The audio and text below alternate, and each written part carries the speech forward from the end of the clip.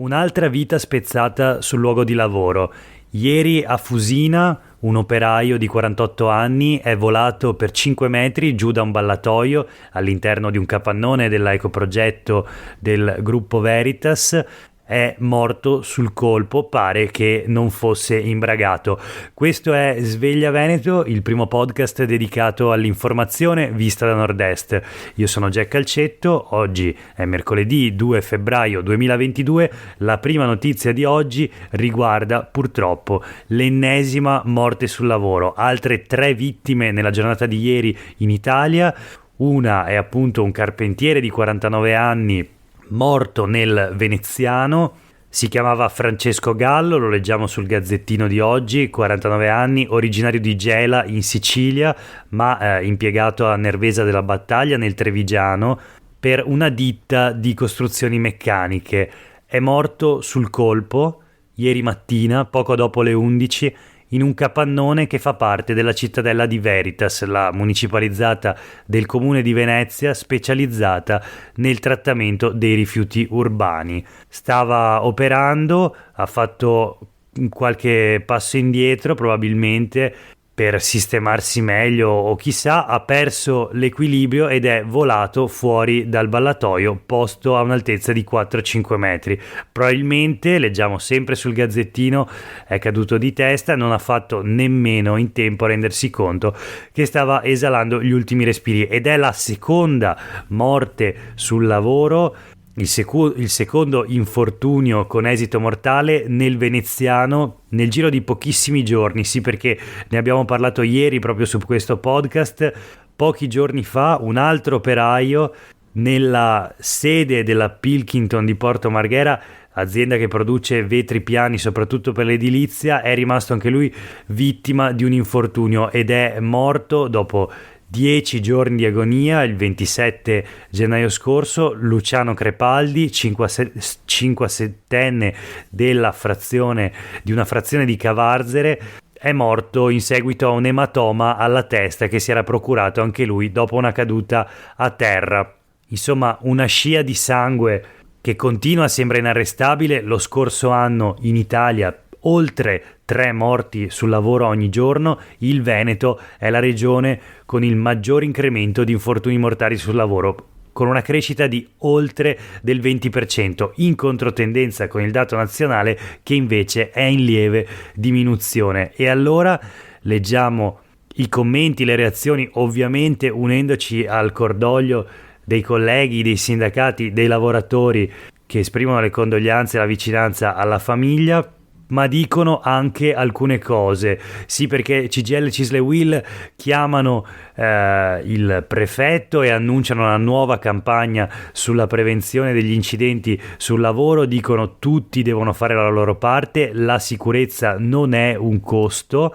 Questo il messaggio dei sindacati, che mettono nel mirino in particolare i subappalti, cioè dicono è proprio in questo contesto che si rischia di più, cioè rischiano di più i lavoratori che operano negli appalti.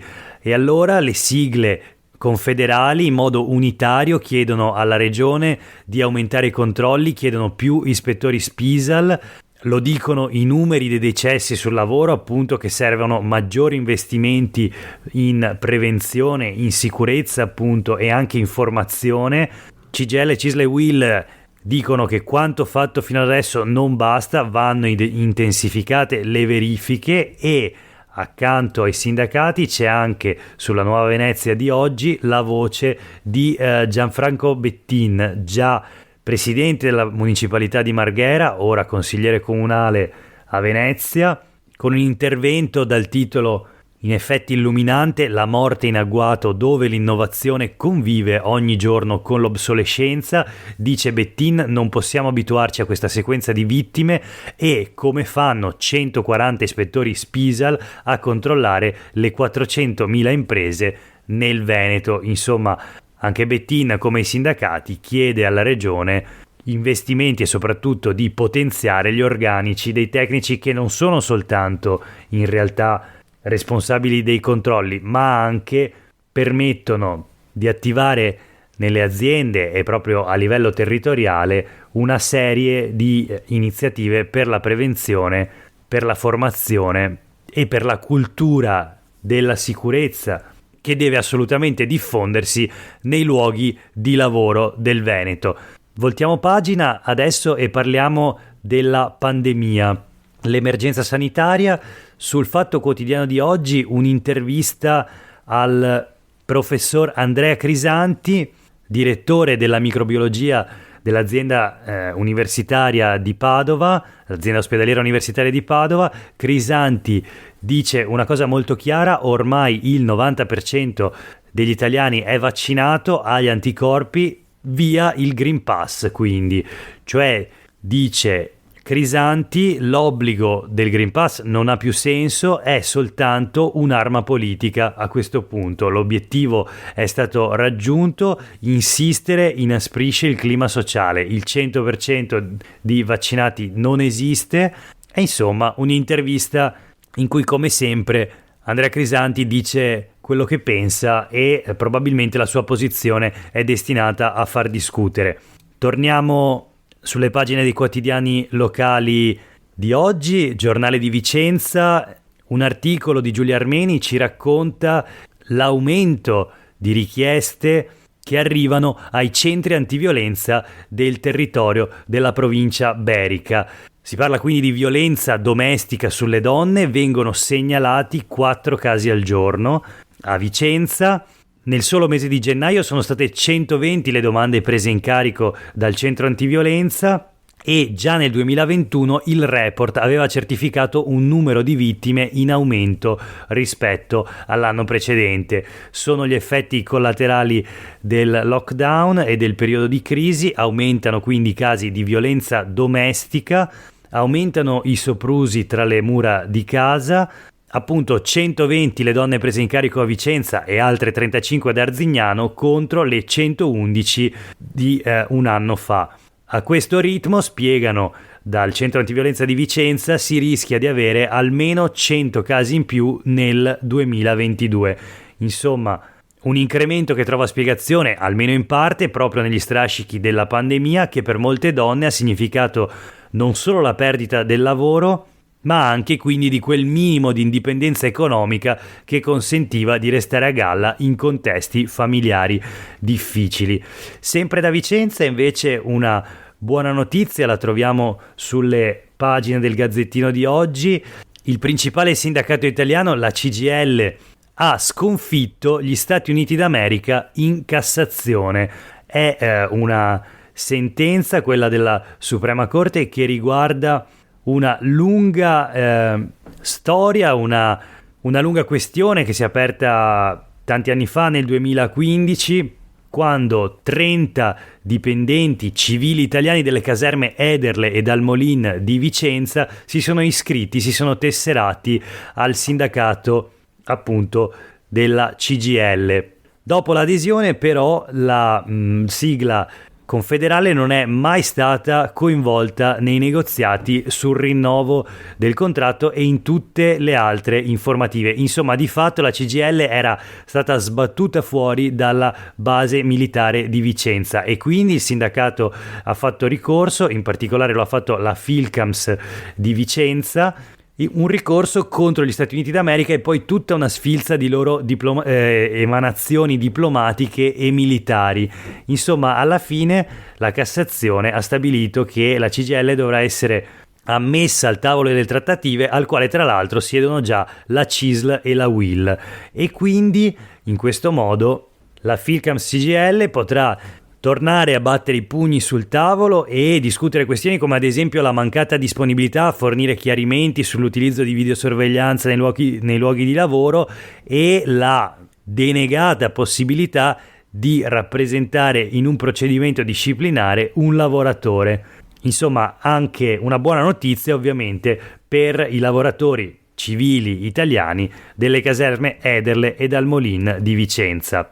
Proseguiamo con 2 notizie flash dal mondo della politica. Nel primo caso parliamo delle Olimpiadi di Milano Cortina previste per il 2026. Cominciano ad arrivare i fondi del governo. Sul territorio c'è stato ieri un accordo tra Veneto, Lombardia, Bolzano e Trento, che appunto hanno concordato la ripartizione dei fondi. Insomma, in Veneto è polemica su 61 milioni di euro che verranno destinati alla viabilità veronese.